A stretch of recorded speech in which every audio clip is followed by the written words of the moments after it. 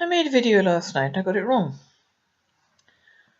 My brother and myself have both speculated as to why my uncle, my mother's brother, did not intervene to assist my mother, his sister, in the early years in which she was shacking up with a married man, basically. Well, I don't know about 1946 or 1947. I don't know where my uncle was. However, from 1948/49 to 1953/54, my parents were in Australia. My uncle was in no position to assist my mother there, and had forgotten my uncle married in Germany, or rather his second marriage was in Germany, and his first two children were born in Germany. The first died. I don't know how I know, but his name was Christopher. The second lived. Now, he was born in 1955. The third of their children was born in England in 1958. So what I know there is that my uncle and aunt returned from Germany sometime between 1955 and 1958, but I don't know when. That therefore is a period, possibly, of a decade, 1948 to 1958, when my uncle and my mother didn't even see each other. It might even have been longer.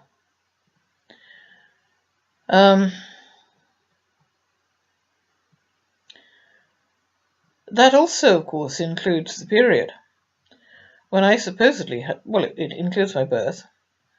They were in Germany at the time of my birth. It includes the period when I supposedly had polio, something I'm still not at all certain about. I'm still inclined to suspect that it was TB. Partly given that the girl in the bed next to me was coughing up blood, which is a picture memory, and partly because the author of Might is Right, my father's hero, had it in for what he called strumous people. Strumous apparently meant people with tuberculosis. He thought they were only fit for the grave, and very shameful. In other words, if I had had TB, my father would never have admitted to it. TB could have become polio, or other lung injuries inflicted perhaps by him could have become polio. Anything is possible there. As I've said it in previous videos, I don't have symptoms of having had polio, withered limbs, etc. And one Irish doctor was most insistent. Took one look at me and said, "You haven't had polio." During that period, my mother's brother was not in England.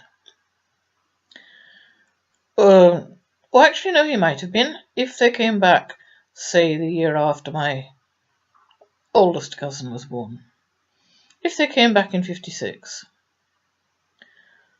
But I'm inclined to believe it was closer to 58 when his sister was born.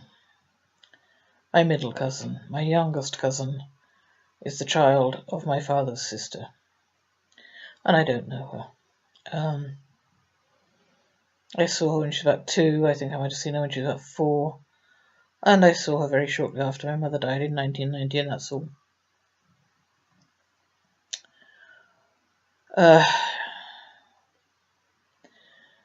Anyway, this was a much longer video last night, but my uncle was not in a position to help my mother, or even to know what she was going through. And, of course, he knew nothing whatsoever about me, except what he was told. And that, I'm afraid, includes that I was some kind of demonic child, which he seems to have swallowed whole, as did his whole family. I have a mixture of feelings about that, as might be imagined, I suppose.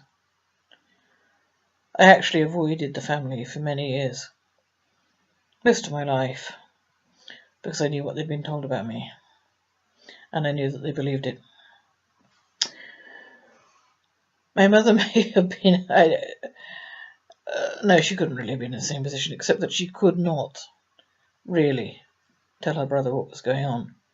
If she wrote letters, they could be intercepted, and in fact I know some were. How am I in possession of photographs of her with a black eye, which she had tried to send to her relatives if they got through successfully? They obviously did not.